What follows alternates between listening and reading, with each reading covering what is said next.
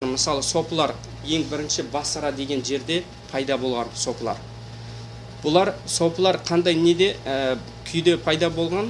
Бұлар сопылар басында мынау осы дүниеден не қылған? Баз кешіп, осы дүниені тәрк етіп, тек қана Аллах Тағалаға ғана құлшылық қылу суретінде көрінді да, сөйтіп өздерінің үстеріне киімді жүннен істелген киім киді да, өздеріне андай бір кедей қылып көрсетіп, қарапайым көрсетіп, тек қана Аллахқа ғана құлшылық қылып, дүниеден тәрк етіп, дүниеден баз кешіп көрсетті да, кейін білімсіз руббат құлшылық қылған адамдар болды да, басында осылар.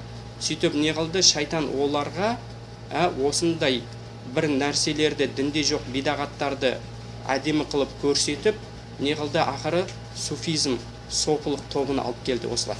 Сол үшін сопылық деген негізі неден шығады? Суф деген сөзден шығады. Суф деген не? Жүнді жамылған адамдардан шығады. Ол анау кейбір адамдар айтады ғой, сопылық деген ол не? Әхлі суффадан шығады деп. Әхлі суффа деген ол Пайғамбар кезінде сахабалардың кейбір үйлері болмаған сахабалардың мешіттің жанында нелері болған ғой, баспаханалары.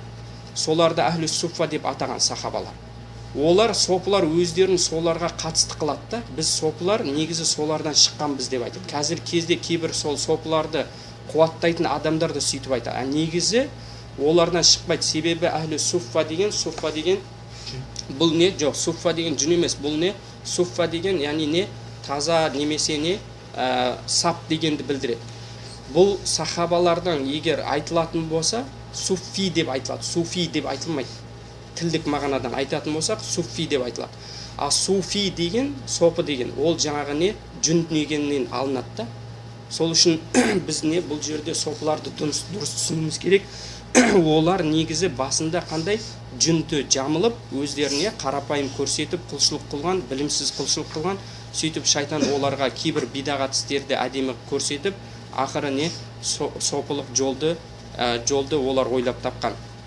Осылай сопылық не? Жолы шыққан дейді. Одан кейін олар неге алып барды? Сол сопылыққа зиндек адамдар кірді. Яғни не? Діннен бет бұрған адамдар, діннен безген адамдар сопылықты қабылдады да, сөйтіп не қылды? Сопылықтың түбі неге алып барды?